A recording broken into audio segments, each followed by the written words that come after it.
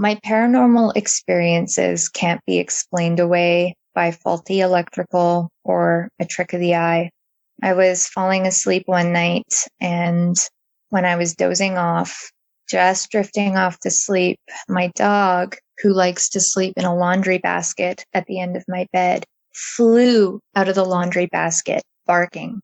The other dog that was in bed with me started barking too. They were barking hysterically and growling. So I woke up out of that just falling asleep phase, and I looked to the corner of my bedroom where the dogs were looking, and I saw something that I simply cannot explain. In the corner of my room was a shadow of a person, and it was strange because it was dark in my bedroom, and yet somehow this shadow was darker. It was almost like it was a void, and it was in the perfect shape of a human. I remember just staring at this thing while my dogs barked and barked, and I was terrified, of course. And then in a flash, it moved and it was gone. But at the same time, both my dogs snapped their head to the other corner of my bedroom and started barking while looking at that too. And that was the last I saw of it. But I was very, very confused. I didn't know what it could possibly be. I thought maybe there was somebody outside my bedroom window skulking around in the yard. Maybe. But then it occurred to me that I had seen the shadow in the corner of my room towards the same wall where I had my window. It was not physically possible for it to be a shadow of somebody outside. It was all wrong. I got up out of bed, and with my heart absolutely pounding, I looked outside. I looked out every window trying to see if there was someone in my yard, but there wasn't. I just could not explain what I saw. And it was a few nights later, I was in the washroom, and I heard 3 loud, distinct knocks. It didn't sound like it was on the door or even the wall, but on the door frame, like it was a very solid surface, and it was 3 very loud, distinct knocks. Having been startled by the shadow person incident from a few nights before, I said, thinking it was my brother, "That's not funny. What are you doing?" But there was no reply, and every hair on my body stood on end, and I was frozen with my heart pounding in my chest. I didn't know what it was. The next day, I asked everybody at home, I said, "Who was knocking at the door when I was in the washroom last night?" And my parents had been asleep, and my brother was downstairs. No one admitted to knocking while I was in the washroom. So that had scared me. See, this house, it has been odd ever since we first moved in. We quickly got used to what we call the radio sounds. I became aware of this sound when I was house sitting. After I had moved to the city, I came and I looked after the house for my parents while they were away. And while I was in bed, I heard the TV.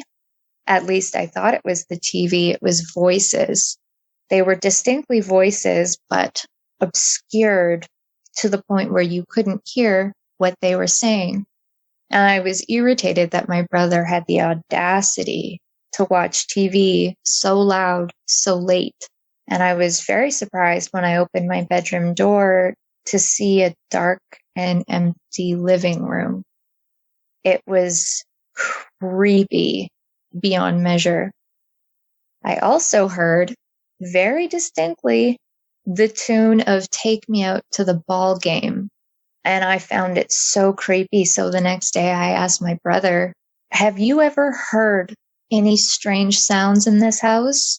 And I'll never forget the way he looked at me. His eyes were wide and he just stared at me and he said, "You hear them too." So it became a normal in this house after speaking to my parents. They heard it as well. It was just normal to hear these sounds in the house. It was creepy, but not alarming like the shadow figure in my room or the knocking on the bathroom door. One summer, I received a text message from my brother saying, "You won't believe what we found." My father and him had taken apart an old treehouse that was stuffed away in a tree in the yard, and it was there since we had moved in, and by the look of it, it had been there a while. It was fairly weathered and worn, unloved, and the boys wanted to take it apart for scrap wood. And as they were deconstructing this little treehouse, they found a very odd and alarming message in red paint on the inside of this treehouse were the words, "Beware of demons." It was alarming, especially when you consider the nightmares that we frequently have in this house. Myself, my brother, my mother, vivid nightmares, the kind that are visceral, like you can feel them. My brother would dream of a shadow figure looming over his bed. I would dream of the same thing, a shadow that would stretch in from my bedroom door, looming over me as well. It made it very, very hard to sleep and contributed to insufferable insomnia that I was dealing with. Oddly enough, the night of the shadow figure in the corner of my room, I didn't feel an overwhelming sense of dread or doom. I was afraid, but I didn't feel like I was in danger. However, the feeling I got when I heard the knocks on the door and the feeling that I got when I saw a picture of the message in the treehouse, that was a feeling of dread and fear like I've never felt fear before. This bizarre sense that maybe there's more to this world than what we see and what we can perceive and explain. I had to move back into the creepy house, this house, a house that I love, to be honest. It's in a beautiful location. I had to move back in with my parents following a breakup, and I wasn't able to make ends meet on my own. I was dealing with a severe illness, and I just couldn't afford my own place. So I had to move back in with my parents. And while I finished my education, I've been living in this house. And while I'm appreciative of the opportunity to live here, it does always make my hair stand up a little bit when I hear the radio sounds at night or have a horrible nightmare.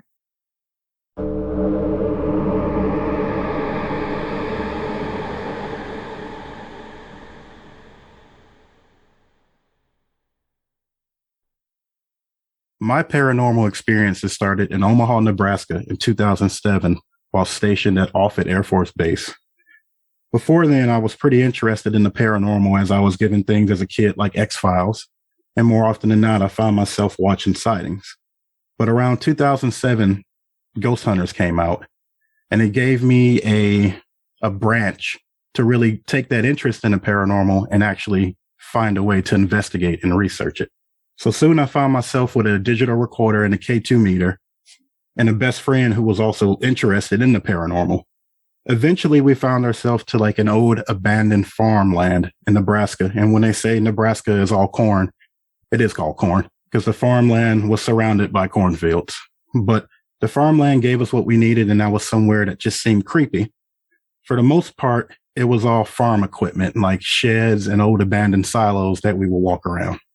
Well, after one of our first investigations there, we went home and we started to review the digital recorder audio.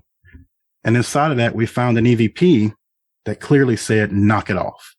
And from there, we sort of took off. We were there every other weekend, every time after 12 a.m. or so. We found ourselves at the farmland recording and coming home and getting EVPs. One night when we were headed out, there was an adjacent farmhouse that was abandoned. But, we didn't have any interest in going there. And soon after, a couple of months later, or maybe a month later, we saw that people had vandalized it. That was unfortunate, but it was also an opening for us to go in there and really get some stuff done. So the first night we go in there, we're upstairs on like the second floor landing, the house just had this very eerie feel to it. It was sort of similar to the actual farmland that we were at, but this was concentrated, even though it was just me and him in there, but it constantly felt as if somebody else was in there with us, multiple people. And so we would run our EVP sessions and go home. But one day when recording our EVP session and going over it, we got probably one of the creepiest EVPs I've ever gotten. The EVP was probably one that I had never expected to get. Inside of that top bedroom, Cody and I were sitting, and next thing you know, we hear footsteps. And after the footsteps, you hear a man say, "Hit that, hit that, hit that." And you could hear something being hit. And I looked at Cody and he looked at me, and my skepticism just took over. I told him, I said, there's just no way that an EVP could be that clear. So we went back, I think the next night, and I went through that entire house, looking in every wall, looking in every crevice to see was there like some kind of bedding there, because I thought that EVP was 100% like a squatter just messing with us. Here are a bunch of ghost hunters in this house thinking they're getting something. I'm going to mess with them. But it wasn't. There was no sign of a squatter. And it sort of dawned on me that that was a legitimate EVP that sounded just like somebody was there with us. And so we continued that night to do our EVP sessions. And the way the farmhouse was, it was just one big bottom floor that sort of wrapped around, and you had the stairway in the middle.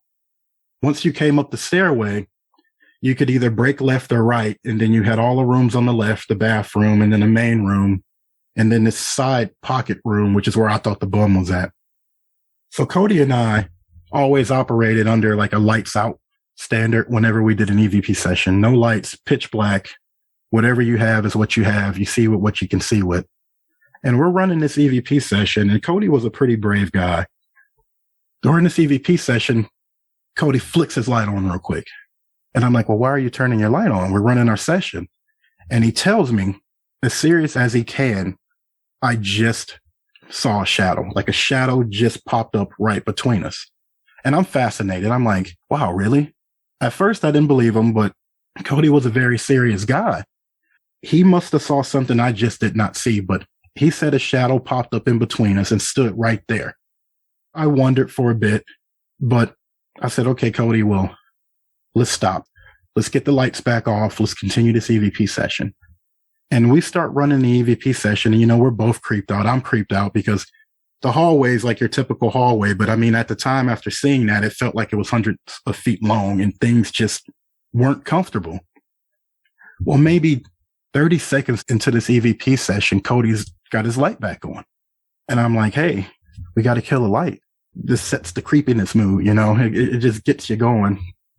But Cody wouldn't turn his light off. He tried again, 10 seconds, light back on. Out of all the time we investigated that place, he never turned his light back off. So I truly believe that what he saw was a shadow figure in between us. And soon after, what he saw started to make sense to me, because as we continued to go, we brought more people with us, but inside of my own dorm, because in the Air Force, if you're an airman, when you first come in, your first 3 years, unless you're married or you have some other situation, you stay in like a dorm-like facility. So it would be my dorm room, the bathroom, and then you shared the bathroom with somebody else in like an adjacent dorm room. So as we continued going there, things started to happen inside of my room. Again, I'm a very skeptical person, but the room just started to feel weird. At times, it felt like there was other people in the room with me.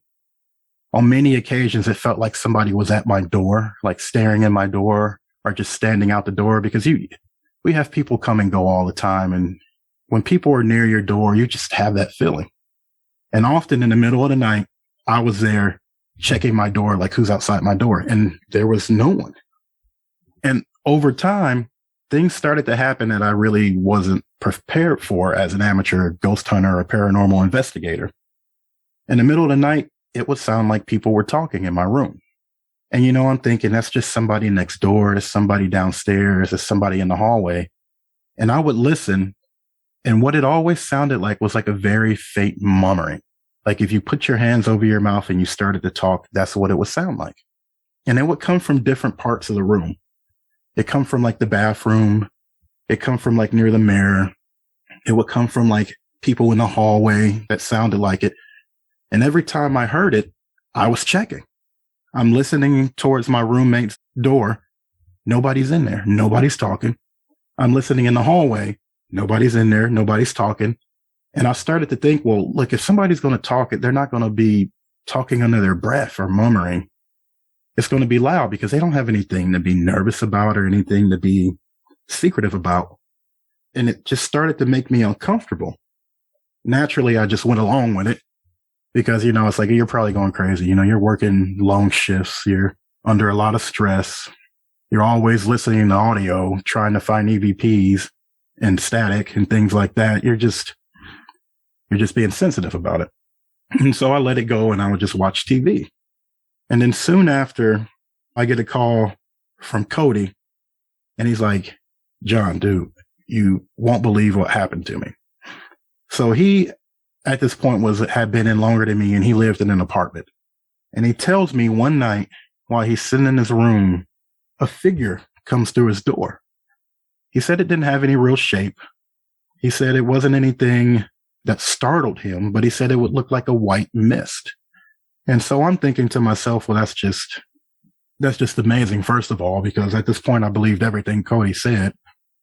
And me dealing with voices in my room, I'm like, well, was it something from the house? And Cody thought it was. And like amateurs, we kept going back. And so things started to pick up more and more inside of my dorm room to the point where my bed was shaking. Now, I don't want to like romanticize the issue. It wasn't like the bed was shaking and I was shaking around with it and it was mixing a cocktail for me. No, the bed was shaking very subtly. And I was like, well, maybe it's something with the foundation. Maybe the windows are shaking and it's making the bed shake. And I would sit there on the bed and feel this very slight vibration of the bed. It was confusing. Because I'm looking for all these explanations as to why the bed's shaking. Intuitively, my mind's like, why the bed's shaking. You 100% know why the bed is shaking. And so I get up off the bed, I get on the bed, I get up off the bed, checking to see maybe if the floor is shaking too, or is it just the bed? And it is 100% the bed shaking. And this what happened off and on. There was no method to the madness, so to speak. It would just shake at certain times. And it would just make me so very uncomfortable. But I was just like, well, this is what you're going to live with. You got voices in the room, the bed's shaking. What worse could happen? And then I found out what worse could really happen. So we had just came back from the house one evening and we were all exhausted. I went up to my room. Everybody else went their separate way. And I had laid down in my bed. In the middle of the night, I popped awake, just eyes wide. And it wasn't just eyes wide staring at the ceiling. It was eyes wide staring at the very end of my bed.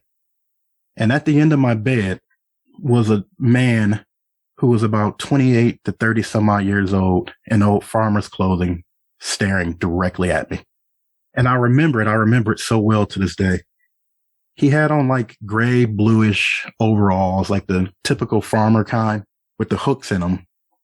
And he had this shirt on, this white shirt on, and he had the sleeves rolled up. And the shirt and the overalls had like a very dingy, worn look to him. The shirt wasn't white. It was actually more beige because of how dirty it was. And the overalls were all worn. And he had like a short cut. He was clean shaven. And he just looked down at me with this face of just, it wasn't disgust. It was, I'm tired of you coming to my house. I mean, if he wanted to punch me in the face, he probably would have. But he just looked at me. What was weird about the entire situation is that I knew all of this. And everything sort of like was downloaded into my brain when I woke up. I don't want you coming back to my house. I'm tired of you coming to my house bugging me. He was probably the man that we heard in the EVPs. The bed shaking and the voices we're hearing were him. I can't say that he was the person who went over to my friend's house. I can't say that was him. But everything I was experiencing in my dorm room was 100% him. He was always there in some capacity. And I knew it. And when he looked at me and all these things came to me and he stood there, I wasn't creeped out. I really wasn't. It was almost like somebody came up to me to have a very stern conversation and let me know what their point was. Because after looking at him for a split second, literally my reaction in my mind was, there's a man at the end of my bed. What is going on? And I was like, it's a ghost. And I know for a fact from everything I remember, it wasn't a hypnagogic hallucination at all. There was material. This thing was opaque.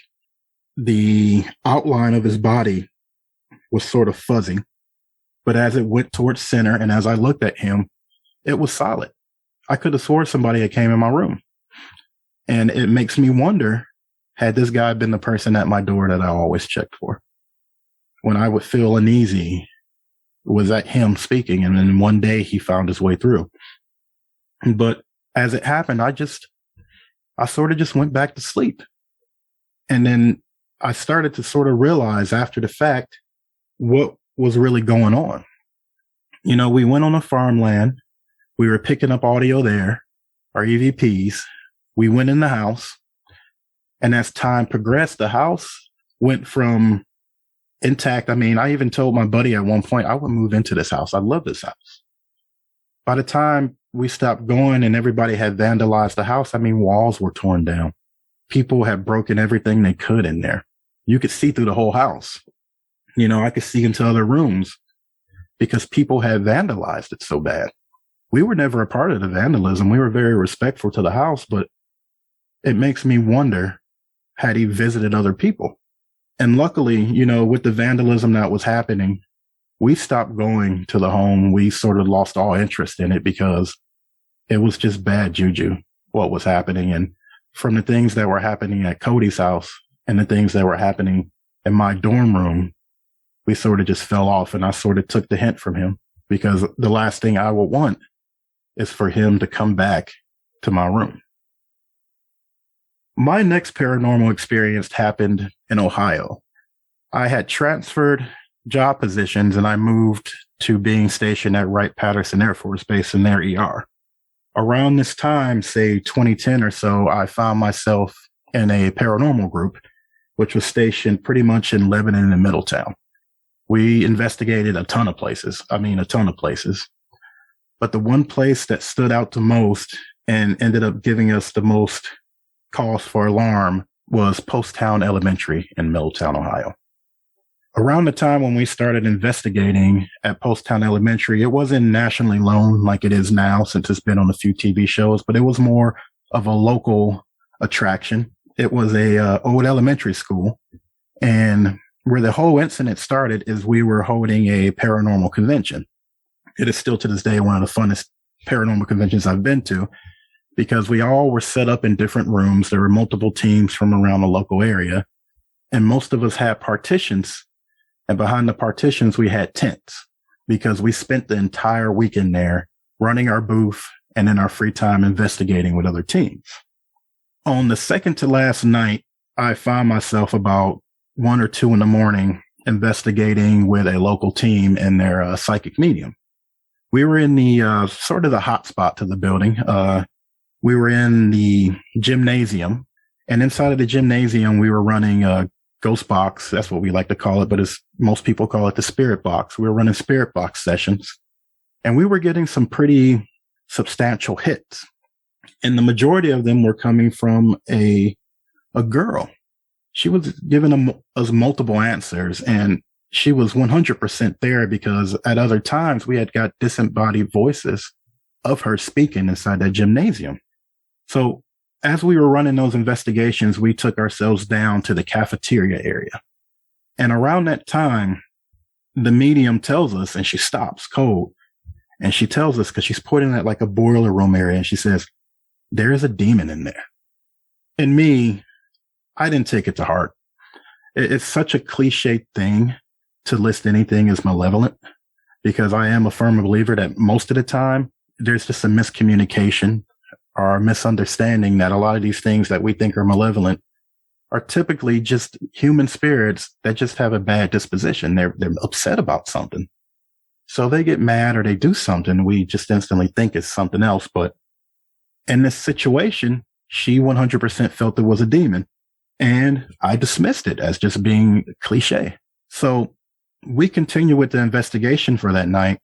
And my buddy, not the same one in Omaha, but my buddy, Patrick, he gets really involved with some things there. And on one of the videos, you see him sort of in a trance-like state speaking to this thing. Now, earlier in the night, we were in a session and I had said, hey, if you can touch him, touch him. And he sort of agreed. He said, yeah, that's fine. But maybe in that moment, that wasn't the best thing to do, because once we got home, that's when things really spiked for us. And it was 100% one of the most uncomfortable paranormal experiences I ever had over about a year. What ended up happening was I moved down and ended up staying in his attic. We cleaned it out. We set everything up, and that was sort of my home. Now, his house had prior paranormal activity before, where we had caught a few EVPs that were very clear of a man, but it was nothing like what I'm going to tell you about. Now, since there were prior experiences, I made it a point to constantly put up protections and smudge the home, to smudge my general area. More often than not, the protections weren't enough. So we continued investigating at Post Town because it was readily available to us, and we wanted to look into some of the claims there between the girl and the demon. Well, as we stayed at the house and that paranormal weekend being sort of the catapult to everything, things started to happen. There wasn't a moment where I could go anywhere in that house where I didn't feel like I was alone. There constantly felt like there was multiple people in there. My area upstairs made me comfortable, but anytime I went down those steps, I felt like somebody was there with me. If I was making dinner, somebody was there. If I was watching TV, someone was there. And my only safety was closing that attic door and coming upstairs. Well, at least I thought that was my only safety. Until one night, I was typically a night owl, and I was working at the Wright Patterson ER. So a lot of times on my days off, I was up till 2, 3 in the morning. And on a particular night, I was really enjoying myself, having a good time playing. I think I was playing one of the video games, open world video games. And I was completely just detached from everything that was going on in the attic. And here I was enjoying myself. And then from 10 feet away from me, a girl speaks. And I still remember her voice to this day. And she says, "Help me." And I swear I pause. The controller drops and I look over, and I'm half expecting to see a little girl standing there like, oh, maybe somebody had their kid over. I don't know, but there's nothing. And this little girl just said, "Help me," in the most clear voice I'd ever heard. And it just hit me to the bone. Like the hairs raised up on my arms. I got goosebumps, and I just didn't know what to do. So having been more experienced in the paranormal, the first thing that came out of my mouth was, "I cannot help you. You need to leave." And that was it. I didn't have anything else to say to her. I don't know where she came from. I did know. I really did, because it was the same voice we got on the spirit box. And I sort of stood there in my room wondering what exactly was going on. And I was so worried, because it was like, you do all these things to keep yourself safe, and here you are completely exposed. And you brought something home. You brought something home with you that you had no intention in bringing. And, I felt like a fool in the moment, because we talked so much about proper protection, breaking attachments and links out of sight. And this girl, spirit, or whatever it was, not only was in my area, but she had enough strength to emit a physical voice. And to me, that just meant a number of things. But number one, it meant you got something pretty serious in here. And so I walked around for a while trying to figure things out. I thought about, well, how can you better protect yourself? What can you do? Should you tell your roommate about it? Like, what's going on? And so I dismissed it for the time being. I went about doing everything I always did, cleansing the house, making things safe. And I let it go. I told my girlfriend at the time, and she pretty much suggested the same thing, cleanse the house. it probably came from Post Town. It did come from Post Town. So time moves along. The house doesn't get any better. I improve what I can in protecting. I smudge the house on a monthly schedule. And then my upstairs attic area was bi-weekly to weekly. I mean, anytime I felt uncomfortable, I was smudging in there. The attic felt great. Now, the way it worked is like most attics. You come up the steps, you make a right, there's a window. You go down like a small little path where like these closets are at, and then it opens up into the big area. Typically, when I would smudge the house, I would do the doorway very well, up the steps, make sure I hit the closets. And then when I got to my large area, it was, all hands on deck. And I killed myself because I smudged so hard up there. And I would pray. Well, I guess considering this next incident, it wasn't enough. One night, my girlfriend was over and we had watched a movie and played some video games, and we went to sleep for the night. In the middle of the night, I get up and I'm sitting at the edge of the bed because I've got to go downstairs and use the restroom. And I sort of pause because for some reason my flight or fight mentality is like activated. And I'm like, well, why am I feeling this way? And so I'm sitting at the edge of the bed and the whole upstairs just feels like it's underwater. Energetically speaking, it just feels saturated. And it's not a good feeling. I know what my upstairs feels like. It's not a good feeling. And I sit and I'm like, well, where is that coming from? And like I was telling you before, you go up the steps, you make a right, then you come down a little walkway with the closets and you enter the big area. My bed was at that sort of precipice of the walkway and the closets. And so I look over to my left and instantly feel like there's a predator in the room. And I'm like, what is that? I mean, it hit me like a ton of bricks. Like I really had to stop and process what was going on. And I'm looking, and if you've ever seen a heat wave and on a nice hot summer day, because down here in Cincinnati, humidity hits, heat hits, it's horrible. And so it looks like at the very end where you come up the steps and make that right by the window, there's something standing there about 4 feet tall. And all it looks like is an energy pattern or a heat wave pattern. And I see it. And when I focus in on it, all of the energy and all of this just malevolent feel of my room focuses in on it. And I look at this thing and all I can feel is that it wants to harm me. If it could come any further, it would throw something at me. It would pick me up. Like I felt like I was in one of those movies where the people get tossed around and whatever this thing was, that's what it felt like. And I'm completely unnerved. I don't know what to do. I wanted to get up and go pee. I'm not peeing now. I'm not going near that thing. And I'm just stuck in my spot. And I'm like, whatever this is, it is incredibly intelligent because I felt that it 100% knew it was after me. It knew who I was. It knew what it wanted to do.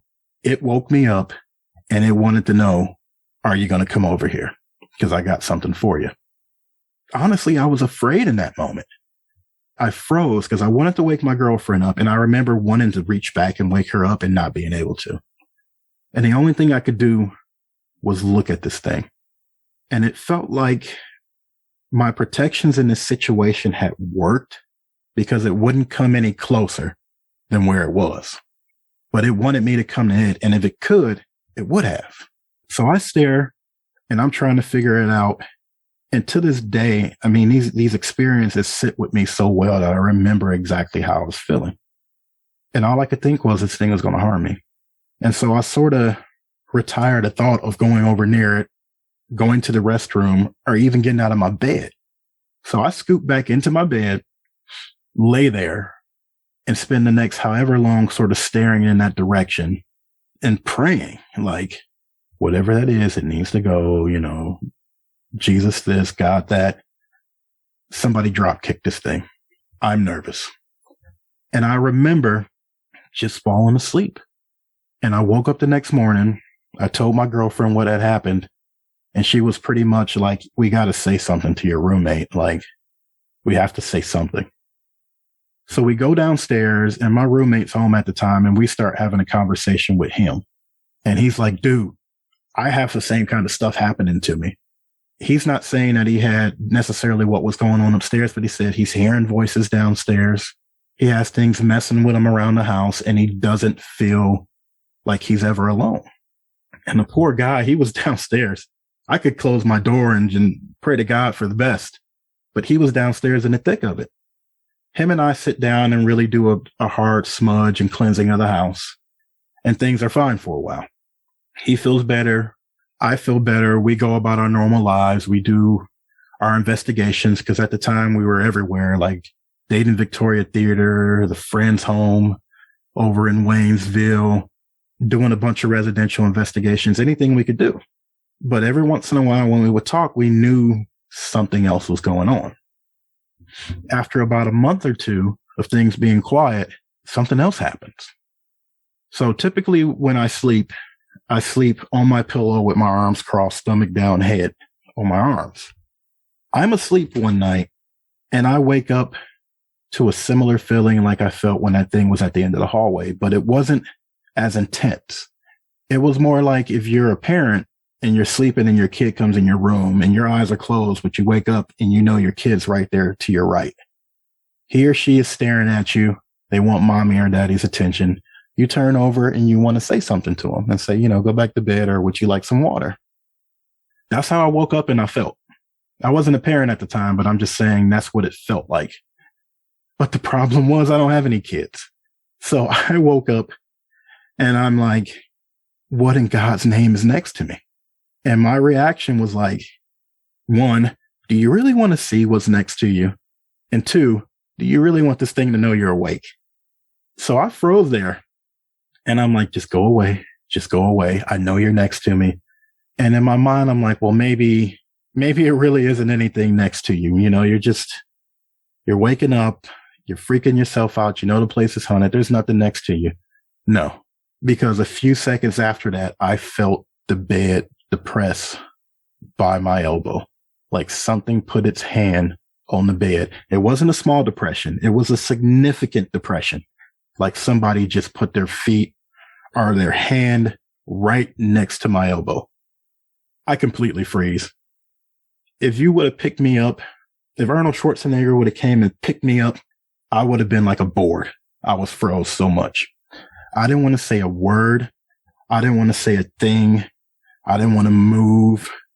I was completely frozen, and I was just, everything that I thought wasn't there pretty much was just like, hey, buddy, I am here. And I'm right here in your space. That whole area of protection that I thought I had was not there. And it made it through. And I understand why, because I got lackadaisical and I didn't put my protections up because we thought the place was fine. It wasn't fine. This thing was right there. It could have been staring at me for hours.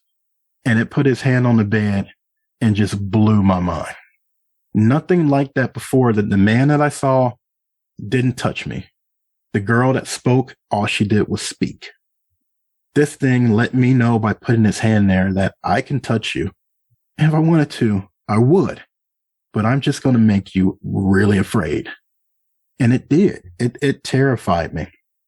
And that was sort of like the moment where it was like, well, you got to change something. Because this thing, in my mind, it had a form. But the form was just a blob. And a lot of times when I deal with anything paranormal, I don't always refer to things as spirits or demons. I refer to them as non-physical intelligences, because intelligence and consciousness doesn't always need a form. And in these situations, these things that I'm seeing, none of them had a form, but to me, they were fully conscious, intelligent beings. The little girl knew I was there. She said, help me. She wanted help, supposedly. The being at the end of the hallway, it projected its intention on me.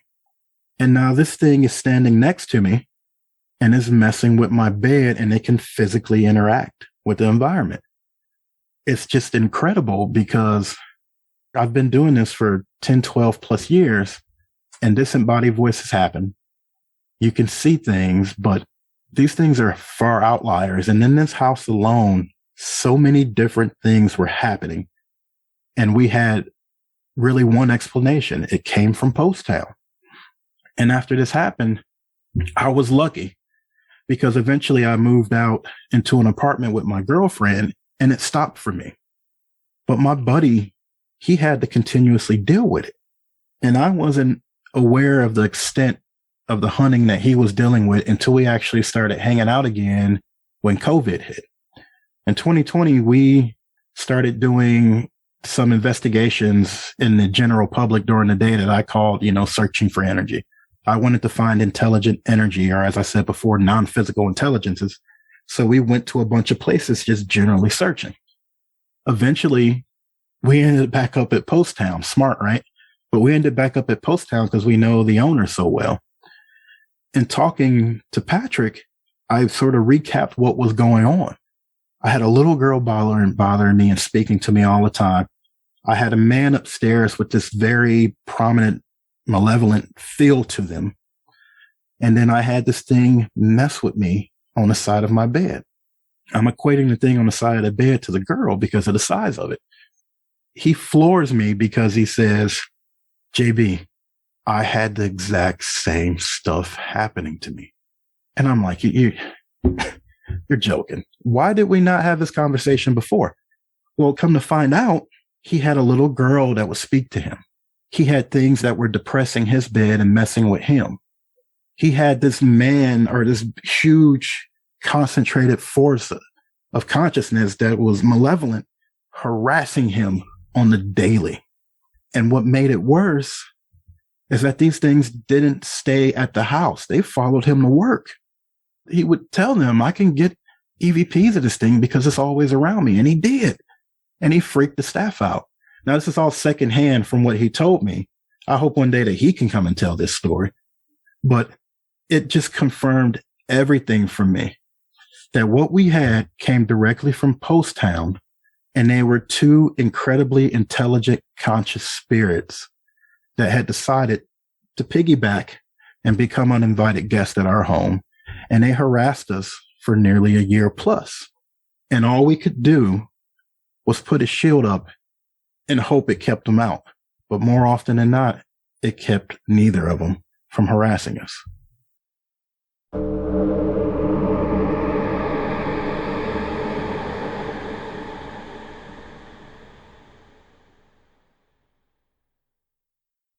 My paranormal experience took place in 1984. I was living in Douglas County, Georgia, which is a suburb outside of Atlanta, which I spent most of my life in. Me and my husband, he wanted to target practice one day. It was a nice day. And we had to do that in the woods. So he got his gun, his .357 Magnum, and we got in the car and drove to the woods, which was about 3 miles from our home. And we knew of this place that had a path that you could drive into the woods. Your car, it was like a 1 lane. And so we drove in it, got situated probably about 50 yards into the woods, to be safe, so he could shoot his gun. He was doing that, and we stayed about a half hour. I was enjoying nature because I like the woods. I always have. Wasn't too long, maybe a half hour or more. My husband said, we need to go. So later on, after all of this, that night, he told me that he felt like he was being watched. And so he had left one bullet in his gun, like for safety purposes. So anyway, so we got out of there. We got in the car, headed back down the path. And, we're just driving along, and all of a sudden we look over to the left and we see this creature standing by a tree. And when I say standing, he was leaning on the tree. And he had like one arm, it was like bent at the elbow where he's leaning on the tree, like in a real casual stance. And then his left foot was trying to describe this, and his left foot was like cocked up on the toe. And it was just like a casual stance, almost like a human would do. And I said, God, what was that? Go back. He goes, I don't know. So he put the car in reverse real fast, and we went back, and it was still there. Only now it was standing up in front of the tree. We got out of the car. We're about 40 feet from this thing. And we got out of the car, and so here we are now face to face with it. We're looking at each other. Next thing I know, this is weird, but the creature had like red eyes, and it was it made them like brighter. It made us feel sort of paralyzed, like I couldn't think and I couldn't speak. It was really weird. We were like paralyzed, and I think it was scanning our minds to see if we meant any harm to it. It was big. It stood about 7 feet tall. It was husky, hairy. It had hair all over. Looked just like Chewbacca out of Star Wars. And I thought, somebody's in a Chewbacca costume out here in the woods. Isn't that strange? But anyway, it didn't turn out to be that. But it did look like it. It had, say, tan and brown tufts of hair that were 4 or 5 inches long. It was just covered in hair, fully covered, thick hair. And so here we are standing in front of it and scanning our minds. Well, we want to leave, So the next thing that happened is even weirder than that. The creature got down on all fours and started taking these leaps towards the wood line. Like, in other words, it crossed in front of us, crossed sideways, and took like 4 bounding leaps into the wood line. It was getting away from us. Well, this is so strange, but with each leap, it became more dim and more dim, like ghosty, until about the 4th leap, it just disappeared and it was gone. And there's no way it could have just disappeared because there were no big trees there. It was just brush, and scrub about 1 foot high. So there's no way it just vanished into the woods. It vanished outside of the woods and it was just gone. It just disappeared. I just thought that was so strange. It was gone. I think it was an alien. I think after that experience, I started looking into things like that. I've always believed in UFOs, but I've never seen one. So that's what I think I saw, was some kind of a alien. But I don't think it didn't mean us any harm, which was nice. It wasn't out to hurt us, but it was quite an experience. If you've had a paranormal experience and would like to be a guest on the show, please contact us by going to myparax.com. That's myparaex.com. Thanks for listening.